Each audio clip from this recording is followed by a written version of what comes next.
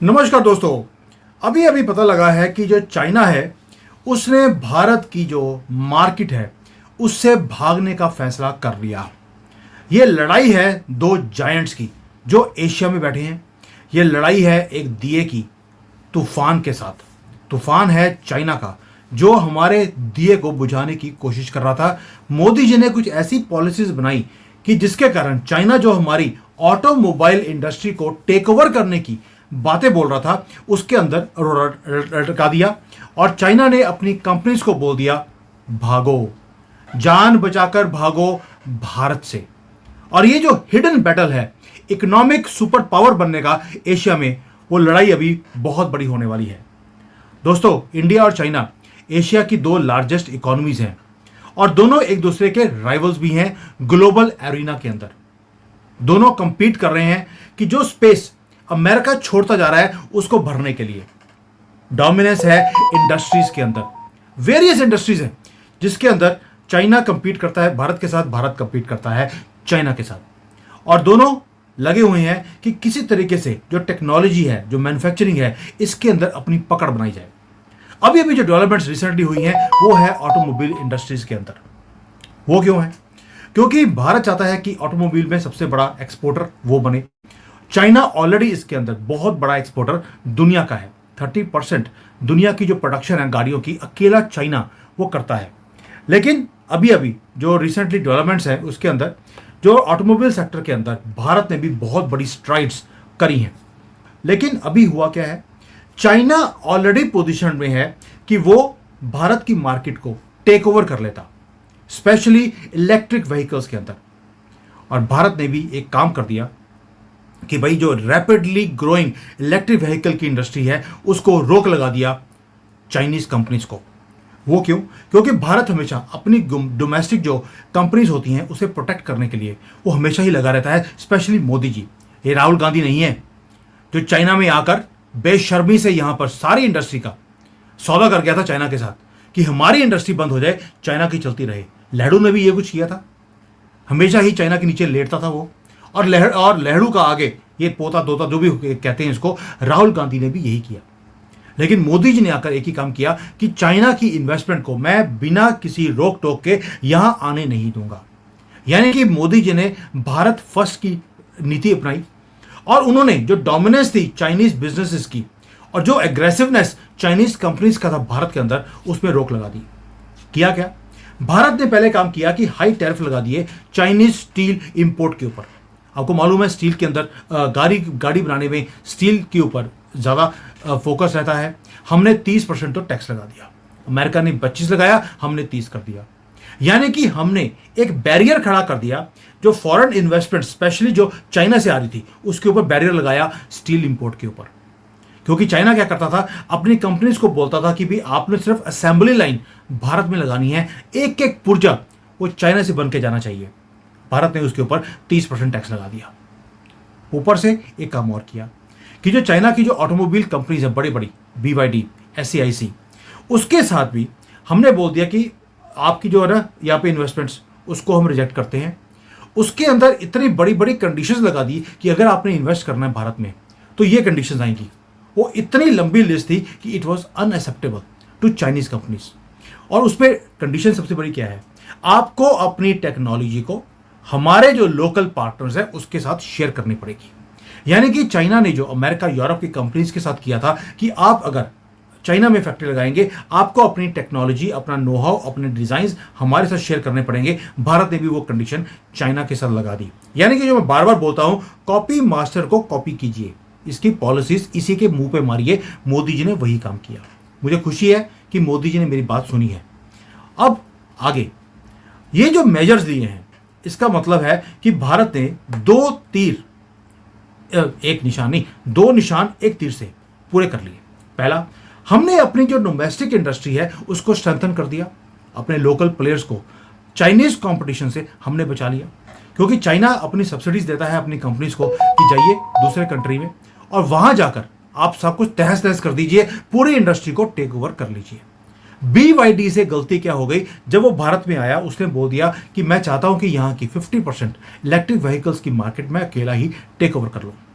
इसी से भारत के भी कान खड़े हो गए और भारत ने अपने ओन मैन्युफैक्चरिंग कैपेबिलिटीज को बढ़ाना शुरू कर दिया।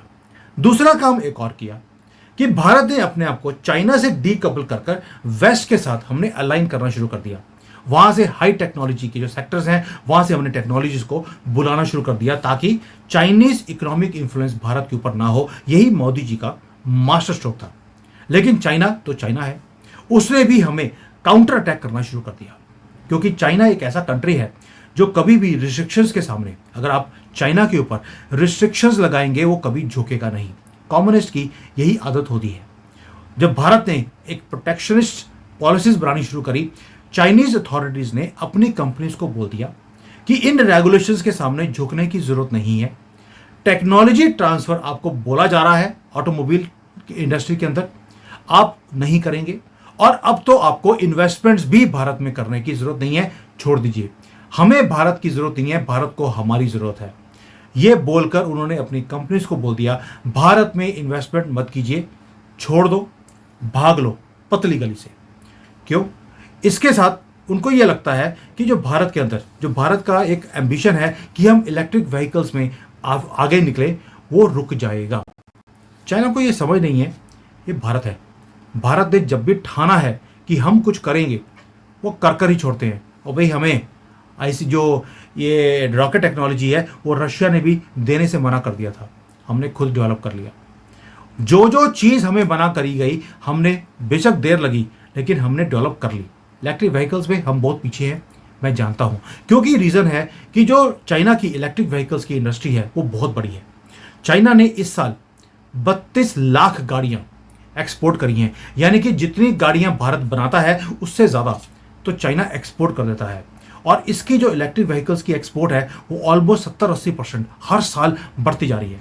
एडवांस टेक्नोलॉजी है, कंपैरेटिव प्राइसिंग है और ऊपर से गवर्नमेंट की भी पूरी सपोर्ट है इलेक्ट्रिक व्हीकल्स को चाइना के अंदर। यानी कि जो चाइना की इलेक्ट्रिक व्हीकल्स की जो इंडस्ट्री है, इट इज़ अ ग्लोबल एक फिनोमिना है, एक पावर हाउस है। इसकी एंट्री अगर भारत में हम रोकते हैं तो भारत की भी जो इलेक्ट्रिक व्हीकल्स की जो इंडस्ट्री है वो उतनी नहीं पनप पाएगी। टाइम लगेगा लेकिन पहुंच जाएंगे, इतना मुझे भी विश्वास है। यानी कि जो चाइना की जो सक्सेस थी इलेक्ट्रिक व्हीकल्स के अंदर, उसको रोकने से अब हुआ क्या है, एक तो टेक्नोलॉजी हमारे पास नहीं आएगी। चाइना ने ये बोल दिया कि भाई अगर टेक्नोलॉजी भारत के पास नहीं जाएगी तो एक पोटेंशियल कंपैरेटर बाद में भारत नाम का हमारे सामने खड़ा भी नहीं होगा। इसलिए आप एक ही काम कीजिए, इन्वेस्टमेंट्स भारत में बंद कर दीजिए। अब भारत क्या कर रहा है, भारत की थोड़ी सी स्ट्रगल बढ़ती जा रही है। यानी कि जो आपके इलेक्ट्रिक व्हीकल्स हैं वो सस्ते नहीं होने वाले दोस्तों, वो बहुत ज़्यादा प्राइस है भारत के अंदर। इंपोर्ट करते हैं, इंपोर्ट के ऊपर हैवी ड्यूटीज है। हम चाहते हैं कि भारत में बने लेकिन चाइनीज नहीं बनाए, वो कोई और बनाए। लेकिन चलिए उसके ऊपर बात कर लेते हैं। आपको याद है कि टेस्ला, उसने भी बोला था कि मैं भारत में इन्वेस्टमेंट करूंगा, उसने भी डिले कर दिया अपना प्लान। उसका रीज़न है कि उसको लगता है कि भारत के अंदर अभी वो इकोसिस्टम नहीं है इलेक्ट्रिक व्हीकल्स का। ऊपर से रेगुलेटरी हर्डल्स हैं क्योंकि हम अपनी कंपनीज को प्रोटेक्ट करना चाहते हैं, और जो लीगल सिस्टम भारत का वो बहुत ही ज़्यादा कॉम्प्लेक्स है। टेस्ला हो, BYD हो, सब ने जो इन्वेस्टमेंट्स है यहाँ पर लेके आने के लिए, प्लस टेक्नोलॉजी ट्रांसफ़र का, सब ने पीछे अपना मुंह मोड़ लिया। यानी कि हमें भी उन्होंने समुद्र में फेंक दिया है कि अगर आपको इतनी आंकड़ी है खुद कर लो।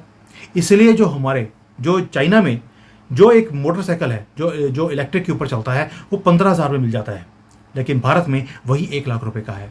जो गाड़ी चाइना में 3-4 लाख में मिल जाती है, भारत में 15 लाख की है। इलेक्ट्रिक व्हीकल्स की मैं बात कर रहा हूँ।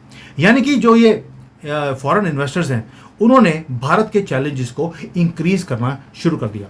इससे हो क्या रहा है, एक तो हमारी जो रेगुलेटरी कॉम्प्लेक्सिटी है उसके कारण जो फॉरेन इन्वेस्टर है वो कहता है रुक जाओ, अभी भारत में जाने की जरूरत नहीं है। और भारत ने भी अपने नेशनल सिक्योरिटी कंसर्न्स को दिखाते हुए चाइनीज इन्वेस्टमेंट्स को मना कर दिया। दोस्तों अब इसका इंप्लीकेशन क्या है, चाइना ने तो भाग गया है भारत की मार्केट से। यानी कि चाइना ने बोल दिया अगर आप भारत में इन्वेस्ट करेंगे मैं आपके ऊपर सैंक्शन कर दूंगा। अब इसका 2-3 नुकसान भी हैं। एक तो जो इलेक्ट्रिक व्हीकल्स की जो इंक्रीज होना था भारत के अंदर वो नहीं आएगा, और जो इंडिया की डिपेंडेंसी चाइनीज टेक्नोलॉजी के ऊपर थी, वो जो एक्सेस था चाइनीज टेक्नोलॉजी का, वो भी हमें नहीं मिलेगा। हमारी इलेक्ट्रिक व्हीकल्स की जो डेवलपमेंट जो 1-2 साल में होनी थी, हो सकता है 4-5 साल लग जाए। लेट्स सी, मोदी जी हो सकता है उसके ऊपर कोई पॉलिसी लेकर आए। और जो हमारी कॉस्ट है वो भी बढ़ने वाली है इलेक्ट्रिक व्हीकल्स की, ऑलरेडी बहुत ज़्यादा हाई है, इसके बाद और ज़्यादा ये प्राइस बढ़ने वाली है, क्योंकि चाइना इन सबको बोलेगा अब प्राइस को इंक्रीज कर दो, ताकि हमारी इलेक्ट्रिक व्हीकल्स की इंडस्ट्री खड़ी ही ना हो। लेकिन इसके साथ एक और भी है, भारत की एक स्ट्रेटेजिक रीअलाइनमेंट भी होनी शुरू हो जाएगी। अब होगा क्या, भारत ऑल्टरनेट पार्टनर्स को ढूंढेगा, जैसे टेस्ला से बात करेगा, उसको बोलेगा भाई तुमने जो करना करो, लेकिन यहां पर इंडस्ट्री लगाओ। बट कहीं ना कहीं मुझे लगता है कि हमारा इलेक्ट्रिक व्हीकल्स की जो इंडस्ट्री है थोड़ी सी डिले होगी, अनलेस कि हमारा भारत में ही कोई आदमी बैठकर उसको डेवलप कर ले। अब ये जो क्लैश है सुपर पावर्स का दोस्तों, ये हमें लगता है कि ये स्टैंड ऑफ है इंडिया और चाइना का, लेकिन ये सिर्फ ऑटोमोबाइल में नहीं है, ये ब्रॉडर जियोपॉलिटिकल और इकोनॉमिक राइवलरी भी है दो बड़े जायंट्स की। भारत अपने आप को सेल्फ रिलायंट बनाने की कोशिश कर रहा है। हम चाहते हैं कि भाई हमारी डिपेंडेंसी चाइनीज इंपोर्ट्स के ऊपर खत्म हो, प्लस साथ में हम एक रॉबस्ट डोमेस्टिक इंडस्ट्री को खड़ा भी करें, ताकि make in India, make by India, make for the world हम करके दिखाएं। लेकिन चाइना है, चाइना ने बोल दिया कि हम भी अपनी टेक्नोलॉजी का जो पूरा नो हाउ है आपको नहीं देंगे, ताकि कल को आप हमारे रास्ते में एक रुकावट ना बनो या कंपैरेटर बनकर सामने ना आ जाओ। भाई जो चाइना ने दूसरी दुनिया के साथ किया, वो नहीं चाहता कि भारत चाइना के साथ वही करे। यानी कि जो एक बैटल है इंडिया का चाइना का एक दूसरे के साथ ऑटोमोबाइल इंडस्ट्री के अंदर, ये आपको दिखता है कि यार छोटी सी लड़ाई है, ऐसा नहीं है दोस्तों।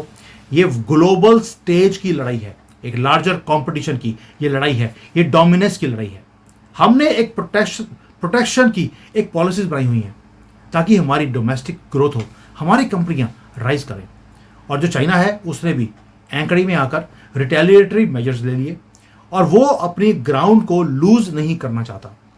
और आज दोनों कंट्रीज डोमिनेंस करना चाहती हैं इलेक्ट्रिक व्हीकल्स में या ऑटोमोबाइल इंडस्ट्रीज में। अब अल्टीमेटली होगा क्या, इसमें थोड़ी सी इकोनॉमिक और पॉलिटिकल टेंशंस बढ़ने वाली हैं भारत की चाइना के साथ। मैं आपको हमेशा बोलता हूं जियो पॉलिटिक्स के अंदर हर छोटी मूव के ऊपर हमारी नज़र रहती है, क्योंकि मैं बिजनेस कंसल्टेंट हूं, मुझे ये सारी न्यूज़ के ऊपर नज़र रखनी पड़ती है। इसलिए टाइम से पहले मैं आपके साथ शेयर करता हूं आगे जाकर क्या होगा। आगे जाकर हमारी दोबारा से इकोनॉमिक और पॉलिटिकल टेंशंस चाइना के साथ बढ़ने वाली हैं, क्योंकि चाइना का पूरा फोकस भारत के ऊपर था कि चाइनीज कंपनीज भारत में आएंगी, यहां पर इन्वेस्टमेंट्स करेंगी और भारत की जो इलेक्ट्रिक व्हीकल्स की इंडस्ट्री है इसे टेक ओवर करेंगी। भारत ने यानी कि मोदी जी ने वो रास्ता ही बंद कर दिया। और जो चाइना है जो चाहता था कि वो ग्लोबल इलेक्ट्रिक व्हीकल्स का एक पावर हाउस बने, उसके सामने भारत ने बहुत बड़ा चैलेंज खड़ा कर दिया। यूरोप ने ऑलरेडी इसके ऊपर सैंक्शंस लगा दिए हैं, अमेरिका में ट्रंप आने वाला है, वो और बड़ा इसके लिए चैलेंज बनाने वाला है चाइना के लिए। भारत ने भी रास्ता बंद कर दिया। यानी कि जो चाइना चाहता था कि वो एक पूरे वर्ल्ड को डोमिनेट करे, उसके आगे एक बहुत बड़ा पहाड़ मोदी नाम का खड़ा हो गया है। लेकिन उन्होंने अपनी टेक्नोलॉजी को बचा भी लिया कि भारत उसको कॉपी ना कर ले। अब देखते हैं एंड में होगा क्या। क्या ये क्लैश सिर्फ कार्स तक रहेगा, या एशिया की दो लार्ज इकोनॉमीज एक दूसरे के आमने सामने दोबारा से बॉर्डर पर खड़ी हुई दिखाई देंगी। ये कॉपरेशन भी हो सकता था, लेकिन जो हमने ये डीकपलिंग करी है एक दूसरे के साथ, ये इनएविटेबल था। लेकिन क्या ये डीकपलिंग ज़्यादा देर तक रहेगी? क्या ये क्लैश बॉर्डर तक दोबारा पहुंचेगा? क्या भारत अपनी ग्राउंड छोड़कर चाइना की इन्वेस्टमेंट्स को आने देगा? मेरा आंसर है जब तक मोदी है तो मुमकिन नहीं है कि चाइना की इन्वेस्टमेंट्स भारत में आए और भारत की मार्केट को टेक ओवर करें। मोदी जी ये होने ही नहीं देंगे। लेकिन चाइना इसके लिए क्या करेगा ये वक्त बताएगा, क्योंकि चाइना को प्रोटेक्ट करना इम्पॉसिबल है, क्योंकि चाइना कब क्या कर दे, क्या सोचे, ये इवन चाइना को भी पता नहीं है। तो दोस्तों, यू शुड बी हैप्पी कि मोदी जी ने अपने कंट्री को बचाने के लिए आज चाइना को मजबूर कर दिया कि वो भारत को छोड़कर दुम दबाकर वो यहां से भाग जाए। यस, हमें नुकसान होगा, हमारी गाड़ियां सस्ती नहीं होगी, बट लॉन्ग रन में हमारी अपनी इंडस्ट्रीज बढ़ेंगी, हमारे अपने ब्रांड बढ़ेंगे। And this is exactly what I want to see as a nationalist who loves my own country. Thank you. Jai Hind and जय श्री राम।